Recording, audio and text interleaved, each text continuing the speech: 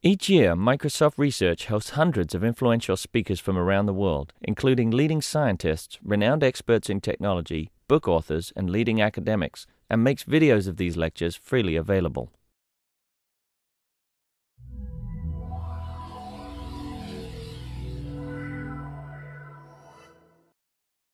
When we stopped before lunch, we were talking about how we can somehow motivate.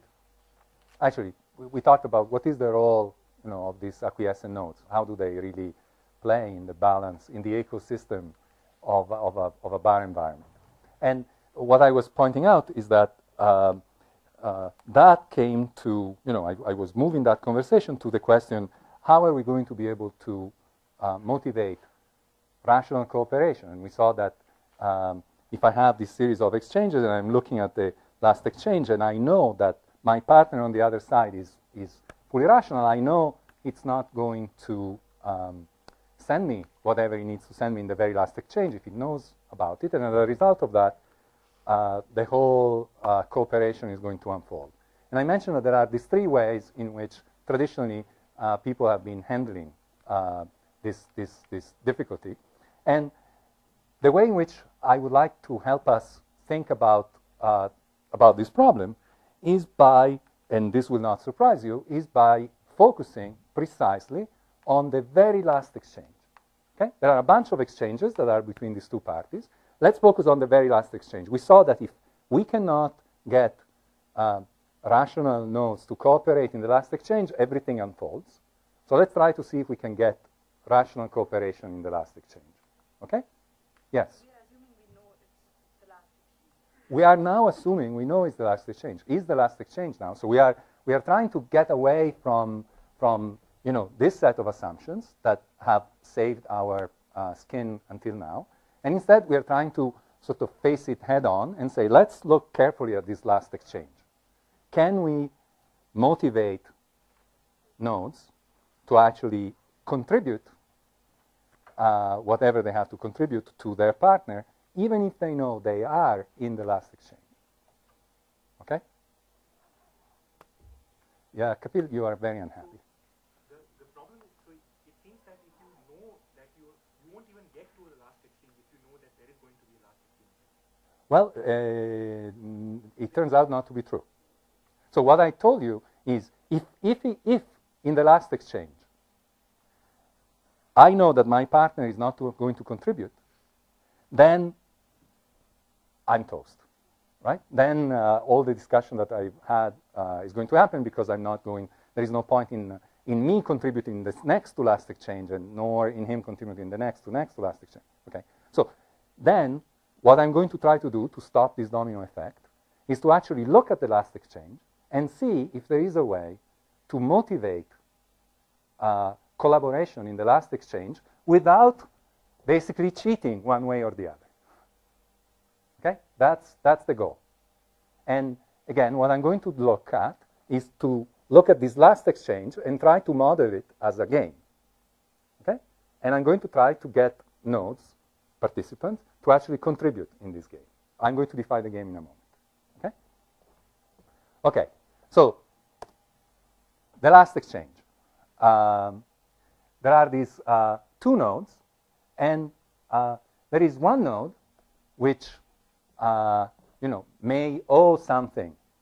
Node 1, the node to the right, may owe something to the node to the left in the last exchange. And it has two options. It can either contribute or do nothing. Yes? Good. What can this node do? What this node can do is actually, we're going to use one of the techniques that we were using before, pestering. We saw that pestering before was a technique that had the problem of not being a credible threat. What we're going to try to do is actually transform pestering in a credible threat. If pestering becomes a credible threat, maybe we're going to get to a point in which this node is going to believe that it's going to be pestered, and it's going to be pestered enough that is actually to its advantage to avoid the pestering and send the data and contribute immediately. If so, we have been able to achieve cooperation in the last exchange, and hence we are able to from there build up to the very first exchange and guarantee cooperation throughout, okay? So our goal is actually to make threat credible, the threat of pestering credible. Everybody on board? Okay, so again, this guy is going to say, he's going to say, hey, my data, that's what we mean by pestering. And so the pesterer, or the pest, has then two options in this game. It can either pester or do nothing.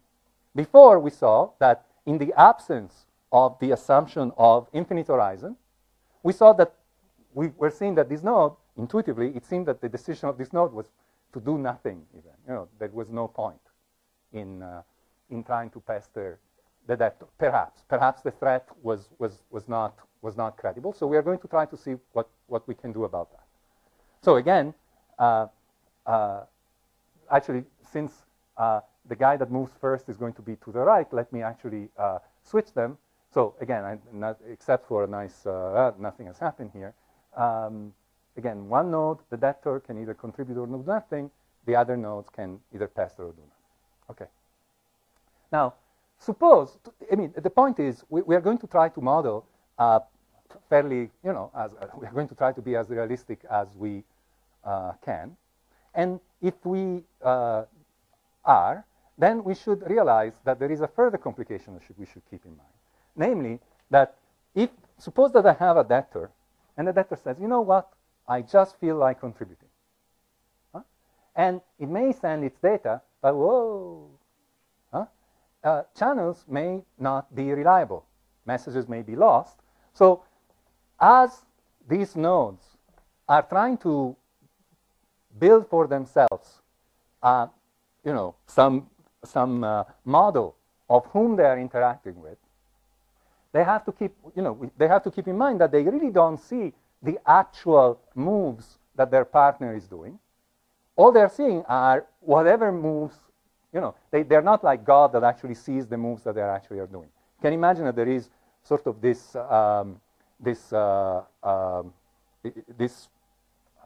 mist through which that impedes them from actually see the actual move. But if the message gets out of that mist and reaches them, then they know that this guy intended to contribute. In fact, when they see a contribution, if the pest sees a contribution, it knows that the debtor meant to contribute. If it doesn't see a contribution, it could be for many reasons. It could be because the debtor didn't mean to contribute. It could be because the debtor intended to contribute and the message got lost. Okay? There is actually a term for games that have these characteristics in which the game is based on what is being observed as opposed to what it is played. They're called, games in which there are private signals that are being used. And this last exchange, remember, I'm going to try to motivate the debtor to actually give to the pest during the last exchange. And to do that, I'm going to allow the pest to try to pester the debtor for a certain number of rounds that are all going to be part of the last exchange. So I'm looking at the last exchange as a problem. And there are a number of rounds that I'm going to allow this pestering to go forward. And I'm going to consider, we're going to see what happens if I consider a finite number of rounds that I can imagine pestering, and what is going to happen if I consider an infinite number of rounds. Okay? And so this is, again, you can imagine that this is the situation. These rounds here, these are the rounds that are the rounds of the game that I'm going to play as part of the last exchange. Okay? This is all communication that goes on in order to try to convince the debtor to actually contribute during the last exchange. Is that clear to everyone? So there were exchanges. These are not exchanges. These are rounds within the last exchange. Yes? Good. Now, and the way in which these players are going to play is by starting with some view of whom they believe they are dealing with. They're going to have a set of beliefs. A set of beliefs that says, my partner is with some probability going to be of type A, type B in particular, or actually type A, like acquiescent, type B, like Byzantine, or type R, like rational. And on the basis of what I observe, that is going to modify my beliefs. Okay? That's the way in which the game plays. So, again, there are, let's see, there is, the debtor that is going to think that the past may be broken with some probability, may be selfish with some probability, may be acquiescent with some other probability. And similarly, is the past going to build such a view of the world for the debtor? And if we are looking at the benefit, since it is a game, I have to tell you cost and benefit, I'm going to assume that doing nothing comes for free. And don't take that as an indication of what you should be doing during your PhD, as a cost doing nothing during your PhD. But instead, either contributing or pestering incurs a cost. Okay? And in terms of benefit, there must be a benefit somewhere, where the benefit comes from the debtor actually sending something to the pest. And I'm going to assume there is a fairly substantial benefit that is gained, but that benefit is received by the pest only once. Okay? It doesn't need to receive multiple copies. It receives a benefit the first time around, and then when it receives it, and then it doesn't receive the benefit anymore. Okay? Good. Now, the first thing that, remember that the question that we were asking is, what is the role of acquiescent nodes in the ecosystem, in the bar ecosystem? And the first result that I would like to present to you is the following, that it turns out that acquiescence is necessary to achieve rational cooperation. In a way, these acquiescent nodes are, the salt of the earth. Without them, in fact, in a world that includes only selfish and Byzantine nodes, you cannot get selfish nodes to cooperate. And to try to convince you that that's the case, to give you a sense of how I could imagine proving something like this, let's first consider a finite set of rounds during which I'm allowed to run my last exchange game. My game is going to run for a certain set of rounds. And remember now, the participants here, remember when I had these little, I was looking inside the minds of the players, and I was saying, well, with some probability, I'm thinking that this guy is a Byzantine, with some probability is an angel, and with some here there are no angels. Okay, so these guys are only assigned. The only types of players that they consider being in the world are either rational or selfish. Sorry, or Byzantine. Okay, selfish or Byzantine. And I'm going to focus of all these rounds. Guess what I'm going to do? I'm going to focus on the last round, right? And I'm going to look at the last round.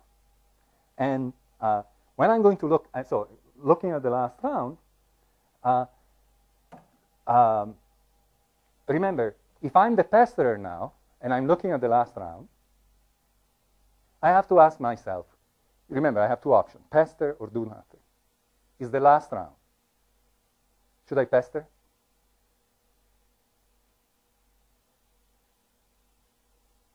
I shouldn't pester, right?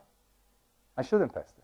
In the very last round, if I know I'm at the last round of the last exchange, there is no gain if I expect that this guy is either Byzantine or selfish. There is no reason in the world in which my pestering him in the last round would actually motivate him to contribute.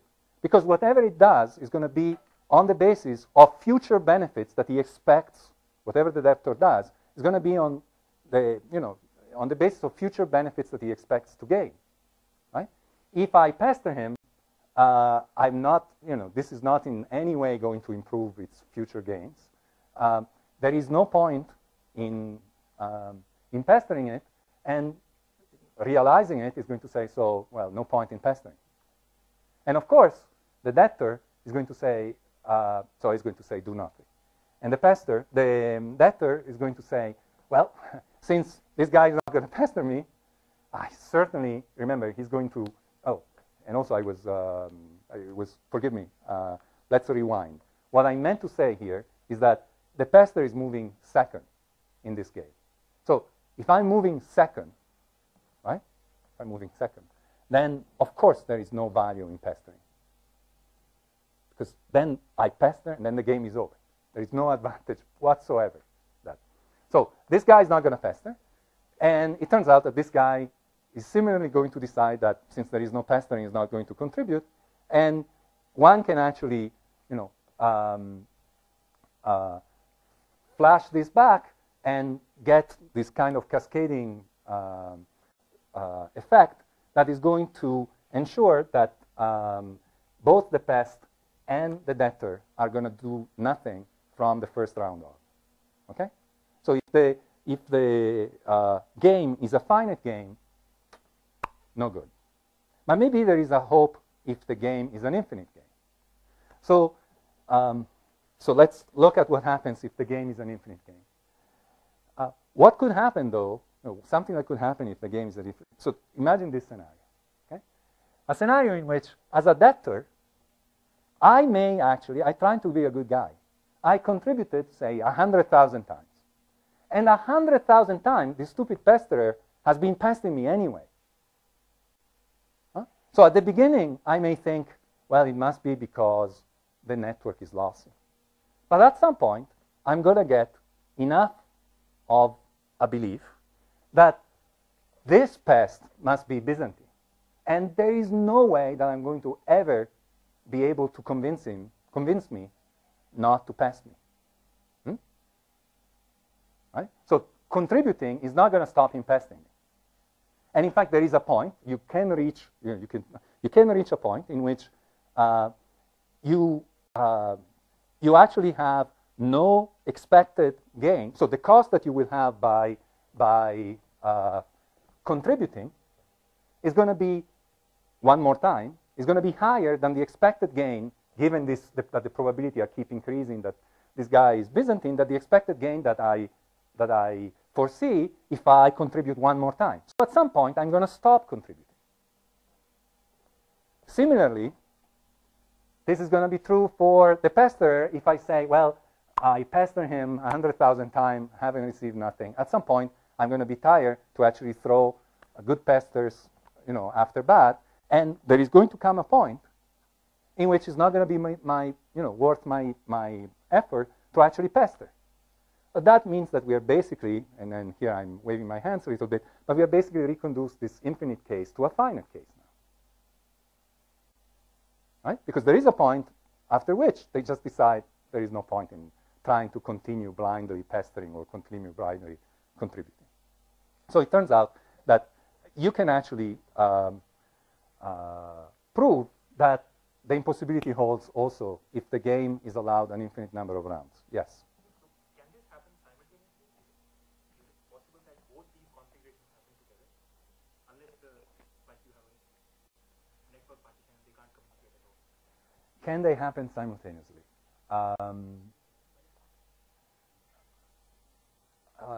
Well, there could be two Byzantine guys that are talking to each other. Or, they don't know. The point is that the debtor here only sees, they certainly could happen. It could be because there is a, as you say, it could be because there is the network that may lose messages. And for a while, you could say, if I contributed maybe 5 times, I keep contributing you pester, I could for a while say, it must be because the network is losing my messages. But after a while, my belief in the fact that you're not responding to me on purpose is going to grow. And it's going to reach a point in which I basically am going to give up on you. The probability that you're going to be Byzantine on the basis of your behavior is going to be overwhelming. To the point that is not going to, even if I expect a lot of benefit from you contributing, say, it's not going to be worth my time or worth my utility to actually contribute. If I'm selfish, I can count on that. I can count on the fact that if I don't respond to you for 100,000 times, you're going to give up. So I don't need to be Byzantine not to respond for you for 100,000 times. If I know that if I stay quiet for 100,000 times, you're going to go away, that's what I'm going to do. And you're going to know that, and therefore you're not going to spend 100,000 times of pestering, because it's going to be a waste. You see? Okay. So that's the bad. Oh, yes.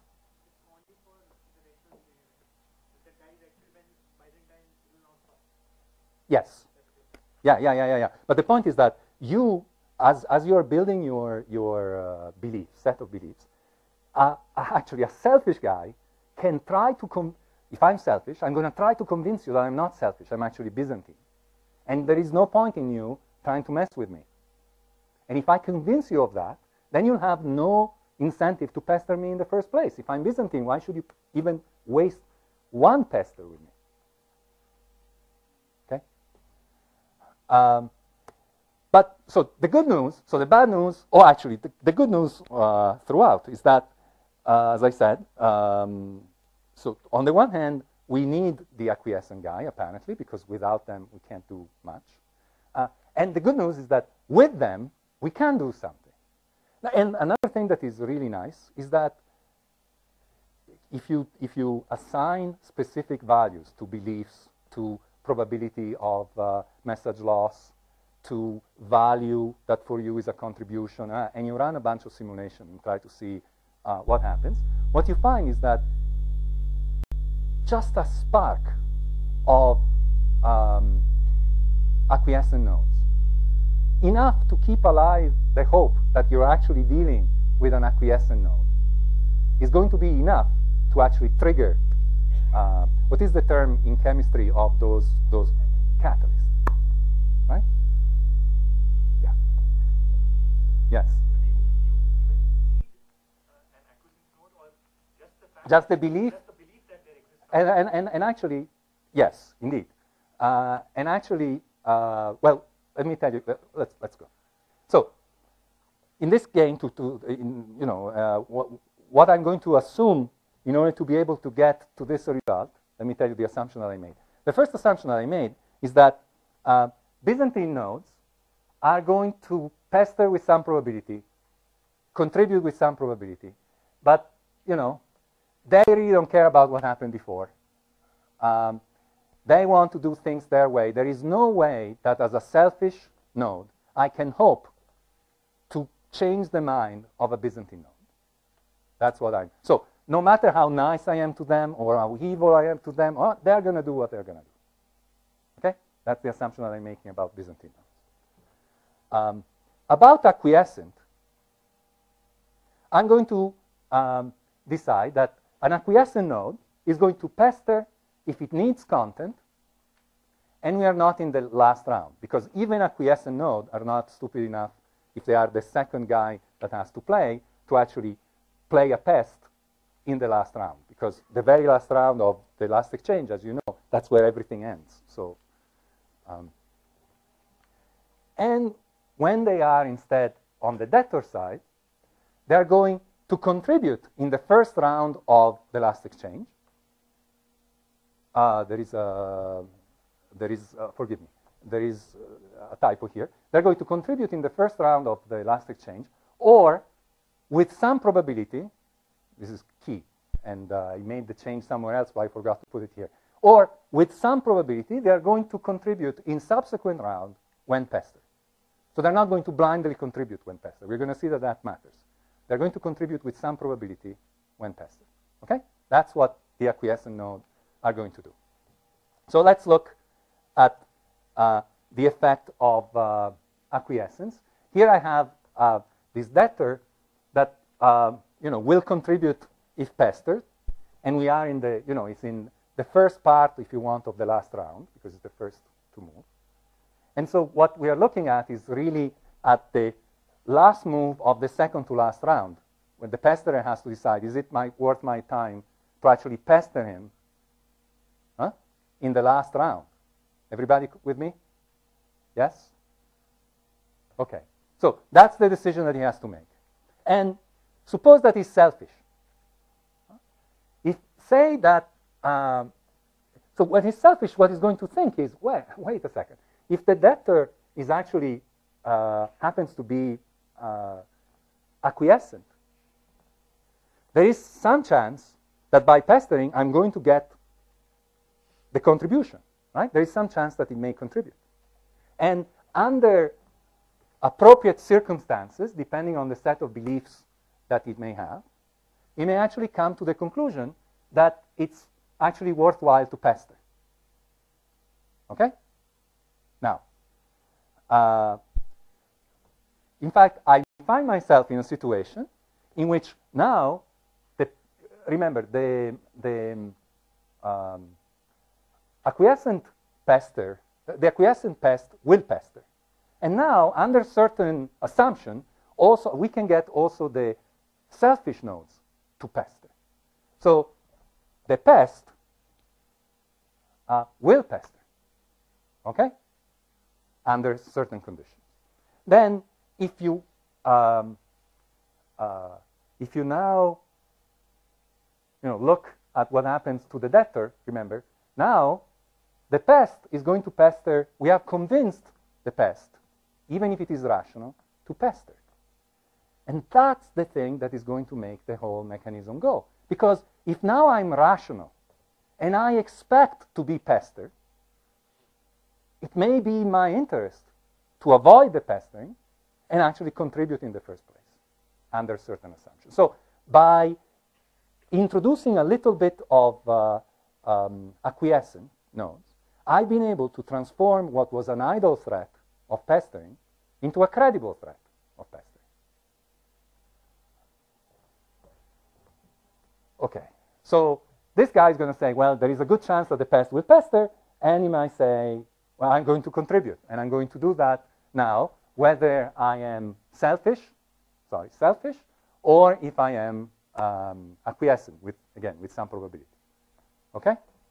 So, in fact, if you look at the acquiescence strategy is this. Here I remember to put it with some probability, okay?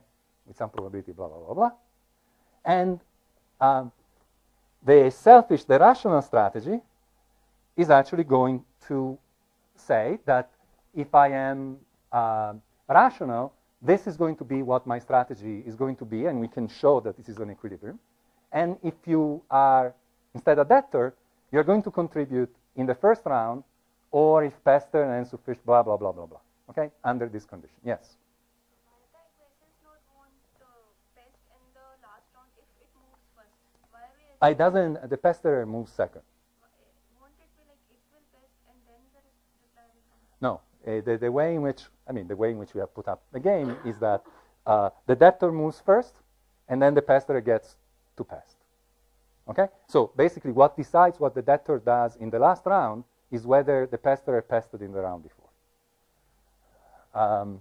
Okay? So if I look at the moral of this story, is that the role of acquiescence, and it turns out, again, a very small percentage of acquiescent node is sufficient, enough to create the belief, is necessary and sufficient to motivate rational cooperation, while in their absence, rational cooperation is impossible. You cannot. So the way to solve this problem, I was saying that there was, I was trying to be dramatic. There was apathy, ignorance, and threat. Okay? The way to solve this problem is actually through kindness in some way. And interestingly, kindness is what makes the threat stick. But there is one twist that is kind of interesting. At least I found kind of interesting. That it is crucial for acquiescent node not to be too generous with their contribution. The intuition behind this is that you want to keep your partner, the partner against which you're playing, you want to constantly keep it guessing. You want to keep it guessing whether you are selfish or you are rational. If they can figure out that, for instance, if your partner figures out that you are rational, it's clear to him that you are rational, then he's not going to pester or contribute. If it figures out that you are selfish, sorry, that you are acquiescent, then it's going to just take advantage of you and go away, right? So it's key to actually make acquiescent nodes behave not too differently from how a rational node would behave.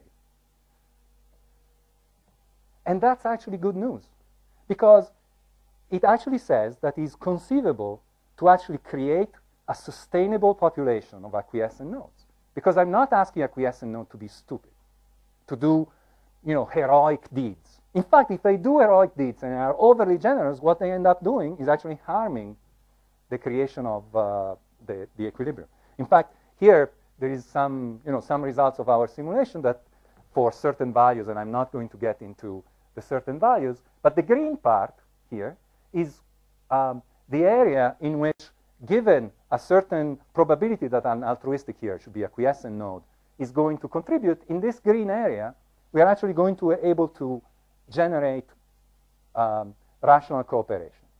And there are two areas in which we are unable. One is this area, in which basically no matter what these altruistic nodes have this, or these acquiescent nodes, their protocol says never contribute. And of course, in that case, it's going to be difficult to generate. And there is that area, that big area there, in which you're just being too much, you're being too generous, and it's easy for your partner to figure out who you are. Okay? Anyway, that's one of the things that I wanted to talk to you about, and I hope it's cute. The other thing that I want to talk to you about is something that we have just put together, and it's not even, this is just been, has just been written. And it has to do with collusion. We saw, at the beginning of last time, we saw this beautiful theoretical construction that had to do about regret freedom, remember? And I tried to argue that you ought to be regret brave and not regret free. On the other hand, one of the requirements of that very nice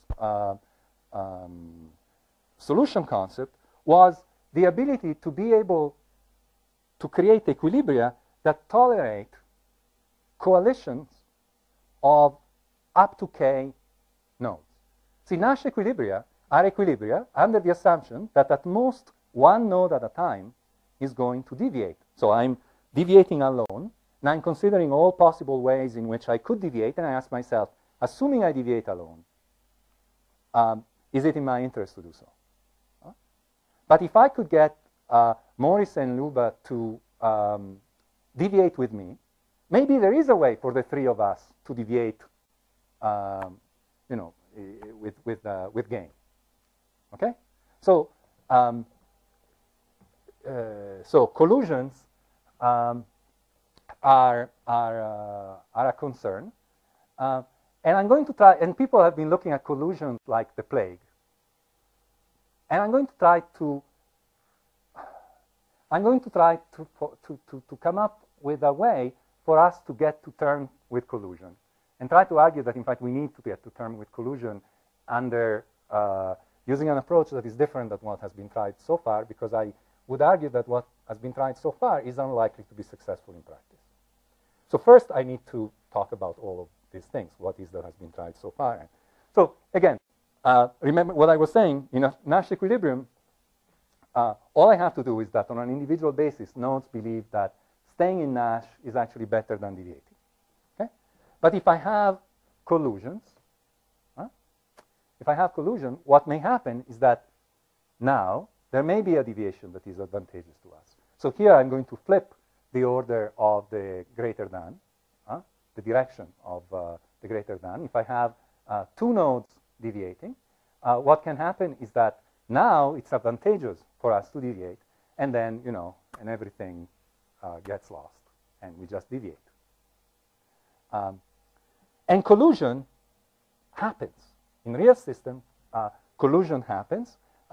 People, there have been studies that have observed collusions in practice. And it's kind of hard to fight the wind of collusion, because we are social beings. And if we are creating these peer-to-peer systems, it is going to be kind of not unnatural to imagine that the trust that we have been able to create with other members of this peer-to-peer community outside, through a channel, trust channel that is outside of the system, may actually affect the way in which we are looking at, for instance, how likely it's going to be that a particular person is going to have its computer being mismanaged. Now, if I know that that you guys are all part of my network, I may have more trust that you're going to make sure to patch your machine against whatever that I would have from a random person I have no idea that is on the street. And on the basis of that, it may be to my advantage, in fact to our advantage, to behave in a certain way that is different from the way in which I would deal with somebody that I have no idea who they are and I pick up from the street, right? So, and furthermore, there are some, of course, if you are then concerned about Sybil identities, that are these identities that are created by some malicious entity, fake identities. Of course, all these fake identities that are created by a single creator, they all collude because they're under the control of a single guy. Okay? So our goal is going to try to come up with a solution concept that is going to admit equilibria in a service in which nodes may collude. And by far, we are not the first that have been trying to think about this question. In fact, we saw this notion of k-resilient equilibrium, which is, again, a strategy profile in which no coalition of up to size k can deviate, assuming that the remaining n minus k are actually following the protocol. There is the notion of strong Nash, which is basically if you take k-resilient equilibrium and make k equal to n, what you get is strong Nash. And there are even more specialized notion of equilibrium that are sort of variation over the idea of strong Nash. And for our purposes, I would like to focus on k-resilient equilibrium that seems to be less demanding than something like strong Nash, at least because it stops at k and doesn't go all the way to n. So this is what the requirement of k-resilient is. So if I am in an equilibrium position, and suppose that k here is equal to 2, if I am in an equilibrium, if I have an equilibrium strategy, then what is going to be true is that for every possible coalition of k is equal to 2, well, I mean every possible coalition of size up to k, I'm going to find at least one node for which it is actually more convenient to stay in the equilibrium rather than deviating. Okay? If I can do that for every possible coalition up to k, if in every possible coalition up to k I can always find one node that would rather stay in the equilibrium rather than deviating, I have what they call a k-resilient equilibrium. Okay? Good. So,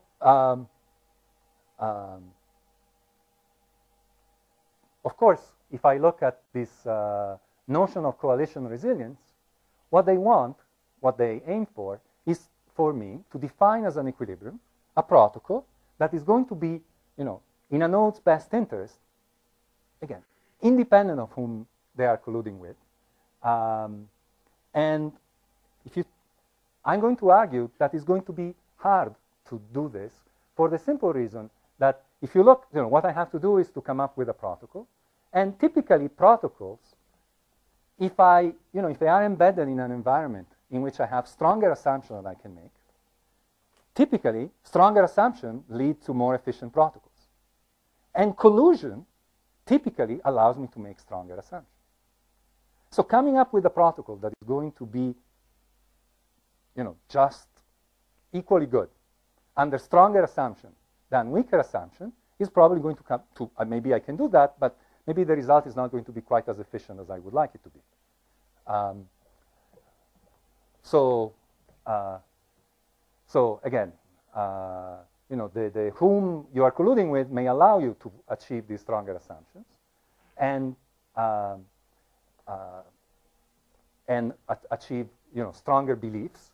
And what your best interest is may depend indeed on these beliefs, right? So you can see why it may not be trivial to actually achieve something like this. So for instance, suppose that I have nodes that want to obtain two of those blue squares because they want to to reconstruct some kind of content.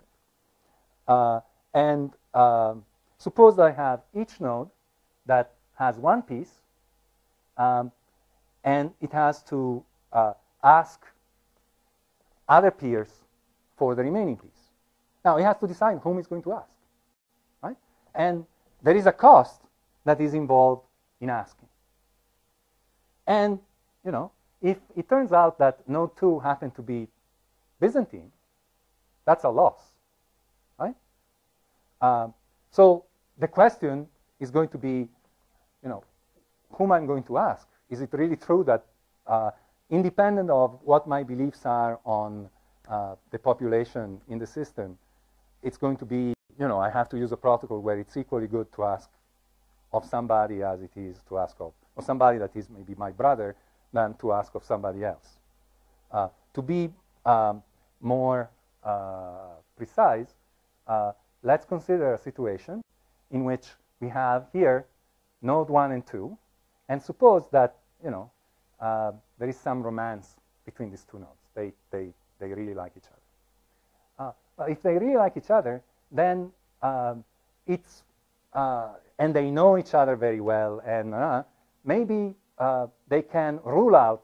Node 2 would be able to rule out the probability that actually node 1 is Byzantine. This may not be true for node 3, about which it knows nothing, right?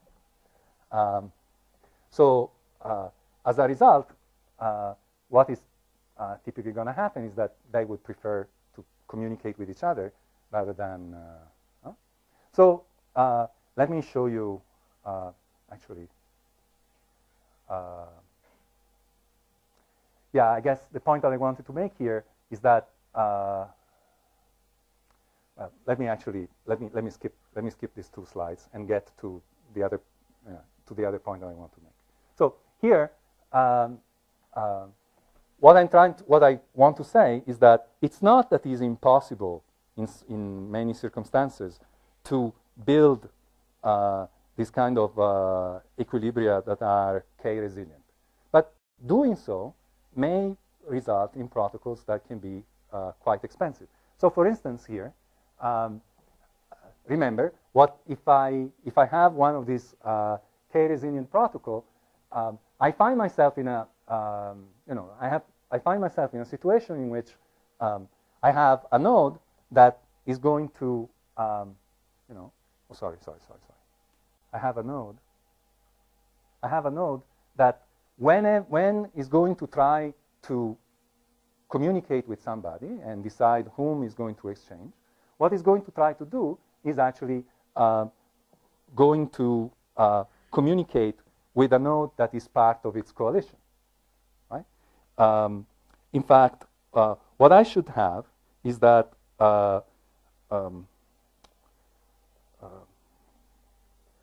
give me a second. I got myself confused.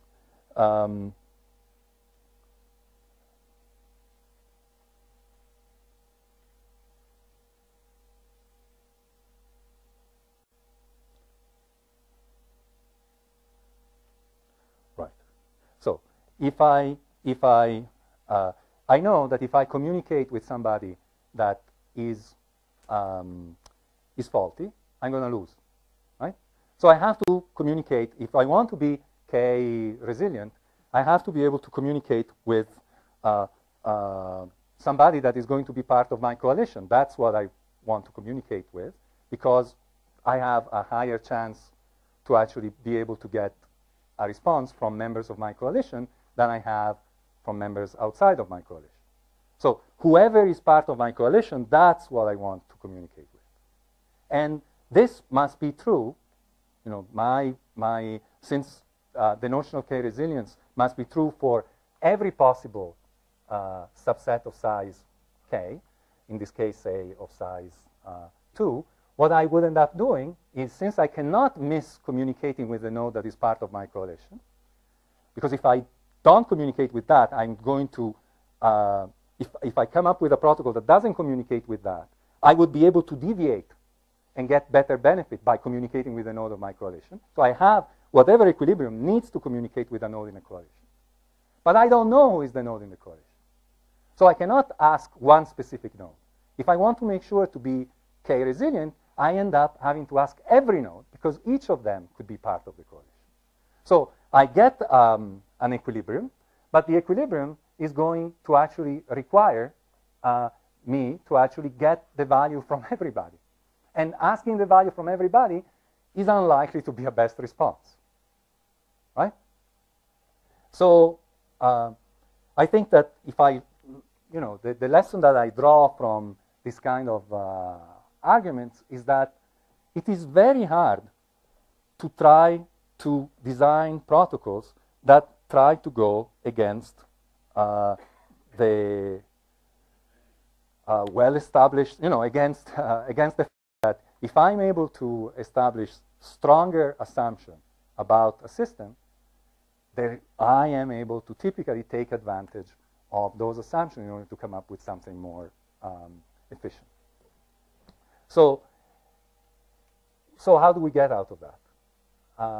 Well, instead of trying to disincentivize coalition, which I'm trying to argue is futile, what I would like to do is to try to live with coalition.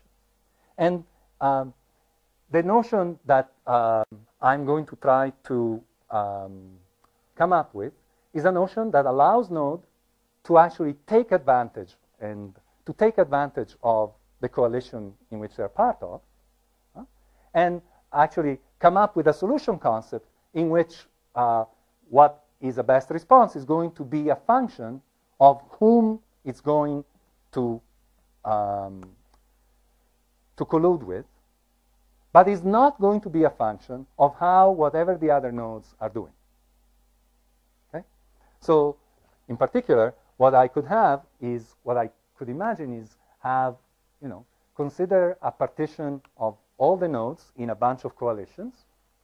Okay? It's perfectly fine. I'm going to allow them to collude as much as they want. But now, what I have to do in order to achieve, you know, my equilibrium, what I have to do is specify the strategy, not once and for all, but the strategy is going to be specified for a particular node as a function of the coalition that the node belongs to.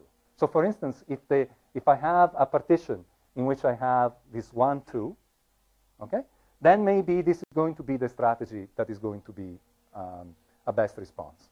If it turns out that instead the coalition happens to be, you know, this, then maybe it's going to be a different strategy than node 1 is going to be using. Again, it's going to be a part simply, you know, function of whom the specific nodes are contributing with. But what is going to be the case is that the strategy that this node use is not going to be a function of how other nodes collude. Okay? So the intuition behind all of this is the following. Suppose that I have, I create a community in which we happily collude. Okay? It may well be the case that the strategy that we are going to use inside is going to be different from the strategy that we are using with the outside world. Okay? But the strategy that we end up picking, otherwise things are going to be completely out of control, is going to be independent of how you guys are colluding. Okay? It's only going to be dependent on how we decide to collude. And the intuition, one notion of equilibrium that is going to then become possible is this notion of what we call K indistinguishability. The idea is the following. If we are in a coalition that includes K nodes, And nobody outside this coalition can tell that we are part of a coalition. Why should you care if we are able to be more efficient within the coalition? Just let us be happy. Or are you envious? Huh? Why should you care? And in fact, instead of going through a world that sees coalition as something that should be squashed, why not imagine and tries to make sure that I think of everybody, every participant, as a singleton that has no interest in getting together in a coalition, so that I have to find a protocol that is going to be, often, as we saw, not particularly efficient. Why don't I move to a world in which I imagine that everyone is a coalition? There are going to be some singleton coalition that are going to contain one node, but everybody else, are going to be just a set of coalitions. To the outside, to nodes outside of the coalition, it's all going to look as if there are no other coalitions.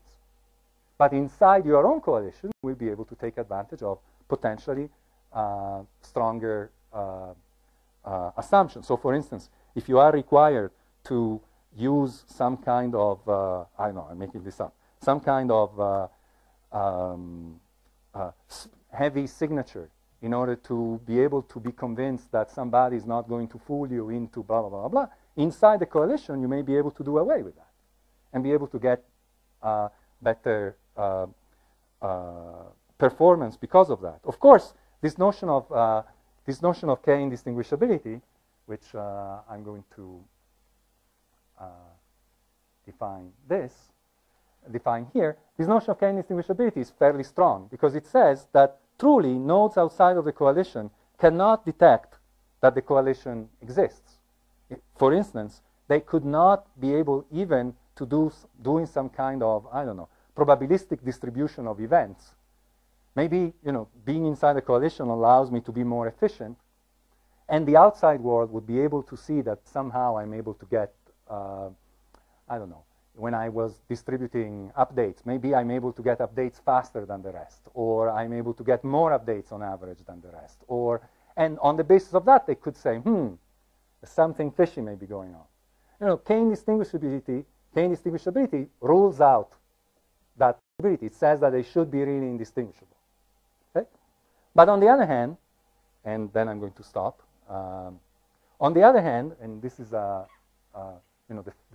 definition of what this K indistinguishability requires, and the advantage of what is nice about K indistinguishability is that Marcos would tell us that indistinguishability is really cool. I mean, it's a concept that it's used time and again in distributed systems.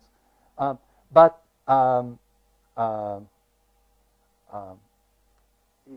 cool as it may be, it may not necessarily, it may not be necessary. Because after all I need is to achieve an equilibrium, not necessarily an indistinguishable equilibrium. As much as a distributed computing person, it is attractive to say that it would be nice for the nodes outside of the equilibrium, for the nodes outside of the coalition to see no difference. In reality, all I need to do is to come up with something that convinces the nodes, whether or not they're inside the coalition, that there is nothing better that they can do. Now, if that nothing better happens to be indistinguishable from what they were able to do before the coalition, good. But even if they end up losing, but still there is nothing better that they can do, that's still an equilibrium. And one can sort of achieve that by taking this notion of K indistinguishability, striping away that requirement, and just have this notion of stable equilibrium. Okay? So again, the idea here is that I believe that trying to squash collusion is a futile attempt because there are social factors that make, that allow you to assume of some members potentially more than you can assume of others, and a stronger assumption lead to more efficient systems. So the price that you pay for trying to squash coalition is typically having to come up with protocols that are inefficient. What I'm trying to argue is that it doesn't have to be that way. You can allow coalition, You can allow coalition and still protect the nodes that are not part of the coalition. That's the notion of K-indistinguishability. Or you can say, well, you know what? I'm only just going to be satisfied to achieve an equilibrium, and that's the notion of K-stability. Okay? So, to conclude,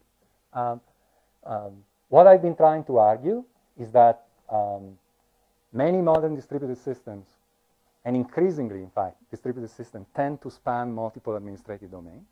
And one interesting way to try to bring sanity to this mad world is to bring together traditional fault tolerance techniques and game theoretic techniques. And as you have seen, so we have tried to, the way in which we have been going about this is by introducing this bar model, which it seems to, to have shown some promise in being able to address some of these issues.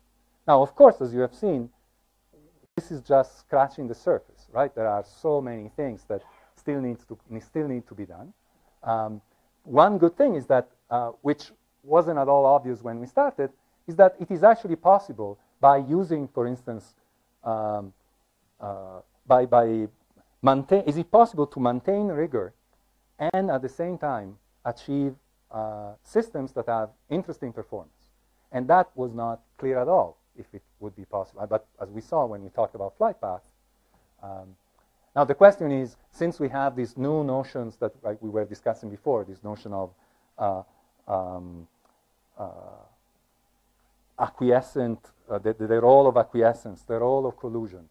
These are all things that we have come up with, we have developed since our last systems attempt. So the question is, can we actually make a case for these things beyond theory by actually showing that when I build a system using this insight, I can actually build a better system. And that's something that we hope to do in the near future, because something that I really found valuable as I was exploring this world that was sort of wild and new for me, was that this decision that we made at the beginning to actually